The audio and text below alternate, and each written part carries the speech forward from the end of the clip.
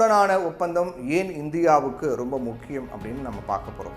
இந்திய பிரதமர் நரேந்திர மோடி பிரிட்டன் பிரதமர் ஸ்டார்மருடன் ஏற்றுமதியை ஊக்குவிக்கும் தடையில்லா வர்த்தக ஒப்பந்தத்தில் கையெழுத்திட்டார். இந்த ஒப்பந்தத்தின் கீழ் பிரிட்டனின் கார்கள் மற்றும் விஸ்கியை இந்தியாவுக்கு ஏற்றுமதி செய்வதும் இந்தியாவினுடைய ஜவுளி மற்றும் நகைகளை பிரிட்டனுக்கு ஏற்றுமதி செய்வதும் கொஞ்சம் மலிவான விலையில் வரிகள்லாம் குறைக்கப்பட்டு ரொம்ப ஈஸியாகும், மலிவாகும். இந்த ஒப்பந்தத்தை எட்ட 3 ஆண்டுகள் ஆனது அப்படிங்கிறதுடன் சட்டவிரோத குடியேற்றத்தை எதிர்கொள்வதற்கான இந்தியா பிரிட்டன் கூட்டு திட்டமும் முன்வைக்கப்பட்டிருக்கு. இந்த ஒப்பந்தம் விரிவான சமூக பாதுகாப்பு அம்சங்கள் காரணமாக பிரிட்டிஷ் தொழிலாளர்களே பாதிக்கலாம் அப்படின்னு இது எதிர்ப்பவர்கள் எச்சரிக்கிறாங்க. பிரிட்டன் பிரதமருடைய கிராமப்புற இல்லமான செக்ரிஷ் இந்த ஒப்பந்தம் கையெழுத்தானது. அங்கதான் இந்த ஒப்பந்தம் கையெழுத்தாகுது. அந்த நிகழ்ச்சியில் பேசிய பிரிட்டன் பிரதமர் இந்த ஒப்பந்தம் இப்போ கையெழுத்தாகி முத்திரையிடப்பட்டு நிறைவேற்றப்பட்டிருக்கு அப்படின்னு தெரிவித்தார். 2 நாடுகளுக்கும் வரலாற்று முக்கியத்துவம் மிக்க நாளான நான் கருதக்கூடிய இந்த நாள் அப்படின்னு ஒருவருக்கொருவர் அளித்த உறுதிமொழியை நிறைவேற்றியிருக்கக்கூடிய காரணத்தால் உங்களை இங்கு வரவேற்பதில் மகிழ்ச்சியும் பெருமை அடைகின்றேன். அதோட இந்திய நிறுவனங்கள் பிரிட்டனில் தங்கள் செயல்பாடுகளை விரிவாக்குவதாலும் பிரிட்டிஷ் நிறுவனங்கள் இந்தியாவின் புதிய வணிக வாய்ப்புகளை பெறுவதாலும் இந்த ஒப்பந்தம் பிரிட்டனில் 2200க்கும் மேற்பட்ட வேலைகள் உருவாக்கும் அப்படின்னும் அவர் தெரிவித்தார். இந்தியாவுடனான நமது ஒத்துழைப்புக்கு வரையறை எதுவும் கிடையாது. வரலாறு, குடும்பம் மற்றும் கலாச்சார ரீதியாக தனித்துவமான பிணைப்புகளை கொண்ட ஒரு நாட்டுடனான உறவை மேலும் வலுப்படுத்த விரும்புகிறோம் அப்படின்னு பிரிட்டன் பிரதமர் தெரிவிக்கிறார்.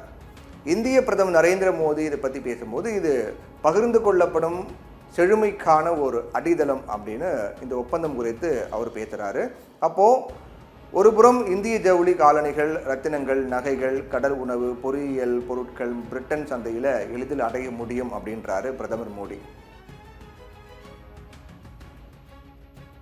இன்னொரு பக்கம் இந்தியாவில் இருக்கக்கூடிய மக்களும் தொழில்களும் மருத்துவ சாதனங்கள் மற்றும் வான்வெளி துறை பாகங்கள் போன்ற பிரிட்டனின் தயாரிப்புகளை மலிவு மற்றும் கவர்ச்சிகரமான விலையில் அணுக முடியும் அப்படிங்கிறார். அதாவது இன்னொரு பக்கம் இந்தியாவில் இருக்கக்கூடிய மக்கள்லாம் இது மாதிரி தொழில்கள், மருத்துவ சாதனங்கள்லாம் ரொம்ப ஈஸியாக வாங்கலாம், பிரிட்டனுடைய தயாரிப்பு ஈஸியாக வாங்கலாம் அப்படின்னு சொல்கிறார்.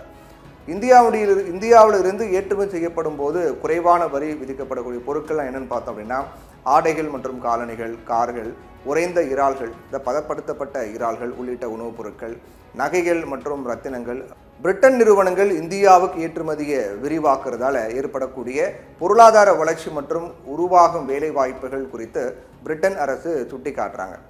பிரிட்டன் ஏற்றுமதியில் குறைவான வரி விதிப்பை பெற உள்ள பொருட்களை என்னென்னு பார்த்தோம் அப்படின்னா ஜின் மற்றும் விஸ்கி, வான்வெளி, மின்னணு மற்றும் மருத்துவ உபகரணங்கள், அழகு சாதன பொருட்கள், ஆடுகள், சால்மன் மீன், சாக்லேட்கள் மற்றும் பிஸ்கட்கள், உயரக கார்கள். பிரிட்டன் ஏற்கனவே இந்தியாவிலிருந்து 11 பில்லியன் யூரோ மதிப்பிலான பொருட்களை இறக்குமதி பண்ணுறாங்க.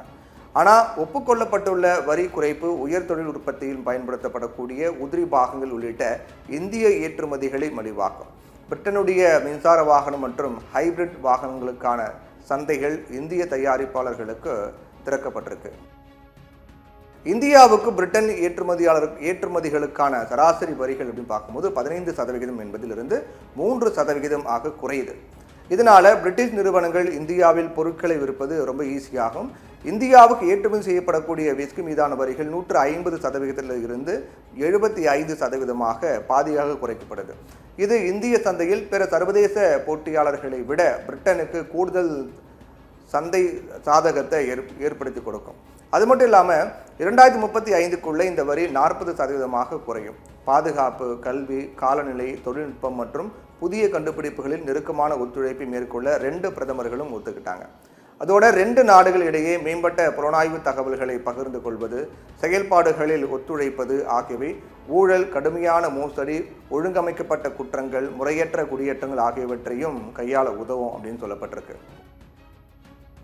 ஐரோப்பிய ஒன்றியம், அமெரிக்கா மற்றும் தென்கொரியா உள்ளிட்ட 17 நாடுகளுடன் இதே போன்ற இரட்டை பங்களிப்பு மரபு பரஸ்பர ஒப்பந்தங்கள் ஏற்கனவே இருக்கு அப்படின்னு பிரிட்டன் அரசு வலியுறுத்துறாங்க. 2014 பிரதமரான பிறகு மோடி பிரிட்டனுக்கு மேற்கொள்ளக்கூடிய 4வது பயணம் இது.